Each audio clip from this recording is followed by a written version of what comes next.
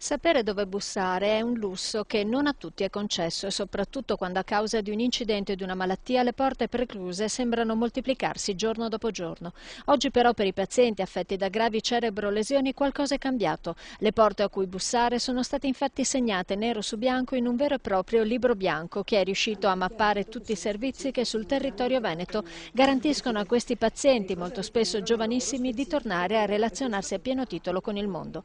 Servizi sanitari, centri diurni, comunità, associazioni, cooperative, tutto certificato in questo agile manuale frutto di un progetto che ha avuto come capofila l'associazione vicentina Brain. Mentre nella parte sanitaria in questi anni è stato fatto un grosso lavoro e ci sono dei protocolli condivisi, questo siamo ancora all'anno zero nella parte sociale, per cui gli stessi operatori sociali non sanno cosa dire, cosa fare, per cui non hanno dei riferimenti comuni. Ecco, noi volevamo con questo riuscire in qualche modo a tracciare dei riferimenti soprattutto per le famiglie.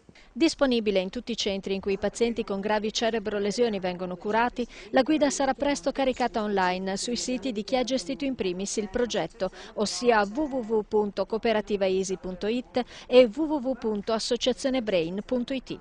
Un modo per raggiungere ancor più capillarmente famiglie che si trovano di fronte a un territorio, quello veneto, caratterizzato da un'evidente disomogeneità di risorse, a fronte di richieste purtroppo sempre più numerose, se si considera che solo dall'unità per le gravi cerebrolesioni di Vicenza escono ogni anno una cinquantina di persone alla ricerca di una nuova dimensione sociale.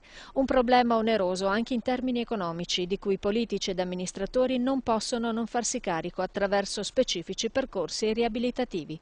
Dove c'è il percorso vuol dire dare un servizio maggiore alle famiglie, vuol dire anche risparmiare fondi.